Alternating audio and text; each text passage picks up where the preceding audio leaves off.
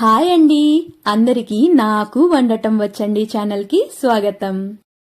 ఈ వీడియోలో శనగలతో మంచి చెన్న మసాలా ఎలా చేసుకోవాలో చూపిపోతున్నానండి. అది కూడా తెల్ల శనగలతో చూపిస్తాను, ఒకసారి ట్రై చేసి చూడండి. ఈ కర్రీ మనకు పూరి కానీ, చపాతి, రోటీ, ఫుల్కా, నాన్, పరాటా ఎందులోకైనా సూపర్ కాంబినేషన్ అండి. చాలా అంటే చాలా ఈజీగా చేసుకోవచ్చు. కర్రీ మీరు ఒకసారి టేస్ట్ చేశాక ఖచ్చితంగా మళ్ళీ అయితే ఇదే విధంగా ప్రిపేర్ చేసుకుని తింటారు, అంత బాగుంటుంది. ప్రిపేర్ చేసుకోవడానికి నేను ఇక్కడ 250 గ్రాముల వరకు శనగలైతే ముందుగానే కడిగి ఒక 4 గంటల వరకు నానబెట్టుకున్నానండి. ఇలా నానిన వాటిని వాటర్ అంతా రిమూవ్ చేసేసుకుని కుక్కర్లోకి షిఫ్ట్ చేసుకున్నాక మనం ఏదైనా కప్తో కనుక కొలుచుకుంటే 1 కప్పు శనగలకి 2 కప్పుల వాటర్ అయితే యాడ్ చేసుకోవాలండి. ఇలా యాడ్ చేసిన తర్వాత శనగలకి సరిపడా సాల్ట్ ని యాడ్ చేసి ఒకసారి మొత్తం అంతా కలిసేలాగా మిక్స్ చేసిన తర్వాత మూత పెట్టి వీటిని తప్పకుండా ఒక 4 నుంచి 5 విజిల్ల వరకు మీడియం ఫ్లేమ్ పైన ఉడకనివ్వాలి. ఇలా మనం ఉడికించుకున్న శనగలైతే మరి ఎక్కువ మెత్తగా ఉడికిపోవాల్సిన అవసరం లేదండి. జస్ట్ మనం ఇప్పుడు 4 to 5 విజిల్స్ ఉడికించుకున్న తర్వాత ఈ విధంగా మనం చేతిలోకి తీసుకుని శనగల్ని ఒత్తినట్టయితే కాస్త ప్రెషర్ ఇచ్చినప్పుడు అవి మెత్తగా అయితే సరిపోతుంది. ఇప్పుడు వాటర్ తో సహా వీటిని ఒక బౌల్లోకి షిఫ్ట్ చేసుకోవాలి. తర్వాత మిక్సీ జార్లోకి మీడియం సైజు అయితే 2, పెద్దవైతే ఒక టొమాటోని యాడ్ చేసుకోవాలి. అలాగే ఒక చిన్న సైజు పచ్చి కొబ్బరి ముక్కని చిన్న ముక్కలుగా కట్ చేసి వేసేసుకుని వీటితో పాటే ఒక 1/2 ఇంచ్ అల్లం, 4-5 పొట్టు తీసిన వెల్లుల్లిపాయ రెబ్బలు, 7-8 జీడిపప్పుల్ని ఒక హాఫ్ అన్ అవర్ వరకు నానబెట్టి వాటర్ తో సహా యాడ్ చేసుకోవాలి. సోంపు ఒక 1/2 టేబుల్ స్పూన్, మిరియాలు లెక్క పెట్టి ఒక 7 నుంచి 8, వీటితో పాటు మనం ముందుగా ఉడికించుకున్న శనగలు ఒక 2 గరిటెల వరకు యాడ్ చేసుకుంటున్నానండి. ఇలా యాడ్ చేసిన తర్వాత వీటన్నిటిని వాటర్ ఏం యాడ్ చేయకుండా బాగా మెత్తటి పేస్ట్ లాగా గ్రైండ్ చేసుకోవాలి. మనం ఇలా గ్రైండ్ చేసుకున్నదే కర్రీ మనకు మంచి కన్సిస్టెన్సీతో వస్తుందండి. థిక్ అండ్ క్రీమీగా బాగా గ్రేవీగా ఉంటుంది. మీరు శనగలు కావాలంటే ఒక గుప్పెడైనా యాడ్ చేసి గ్రైండ్ చేసుకోవచ్చు. ఈ విధంగా కాస్త ఎక్కువ గ్రైండ్ చేసుకుంటే కర్రీ కన్సిస్టెన్సీ మనకు బాగా వస్తుంది.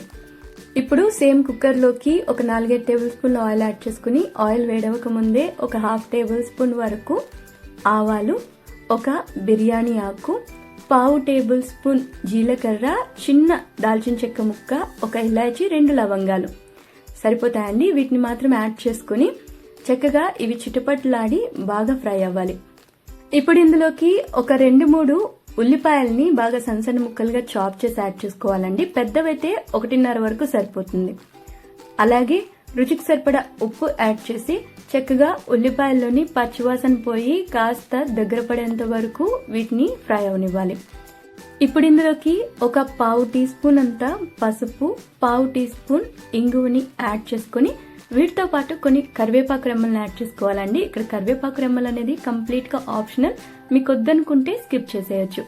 ఇలా యాడ్ చేసి ఉల్లిపాయలు కాస్త ముద్దగా ఇప్పుడు నేను చూపిస్తున్న విధంగా దగ్గర పడేంత వరకు ఫ్రై చేసుకుని ముందుగా మనం మిక్సీ జార్లో గ్రైండ్ చేసి పెట్టుకున్నాం కదండి, ఈ మసాలా పేస్ట్ మొత్తాన్ని యాడ్ చేసుకోవాలి. ఇలా మనం మసాలా పేస్ట్ ని యాడ్ చేసిన తర్వాత చక్కగా ఆయిల్లో మొత్తం మసాలా అంతా కలిసేలాగా మిక్స్ చేసుకోవాలి. ఇలా కలిపిన తర్వాత ఆయిల్ అంతా కూడా మనం ఇంతకు ముందు చూసినట్టయితే కాస్త ఎక్కువగా ఉన్నట్టుంటుంది, కానీ కలిపిన తర్వాత చక్కగా సరిపోతుందండి కర్రీకి.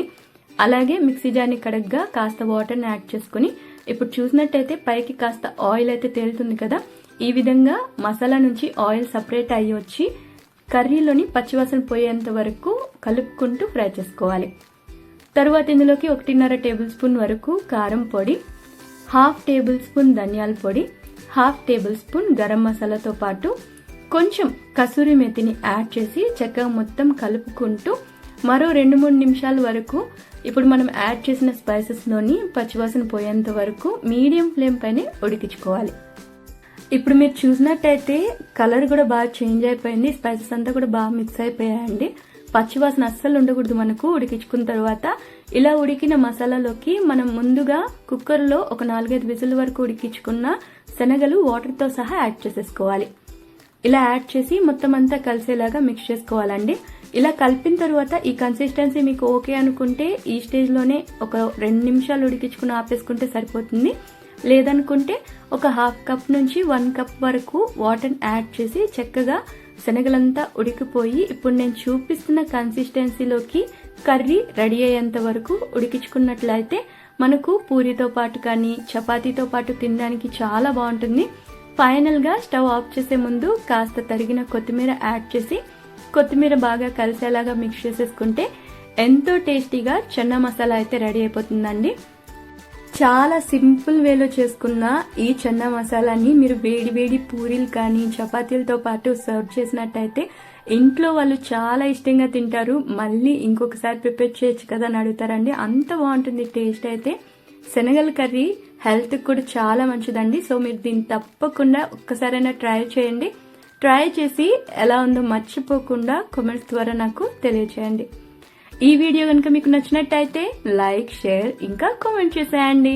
ఇంకా సబ్స్క్రైబ్ చేసుకోలేదా? అయితే సబ్స్క్రైబ్ కూడా చేసేసుకోండి.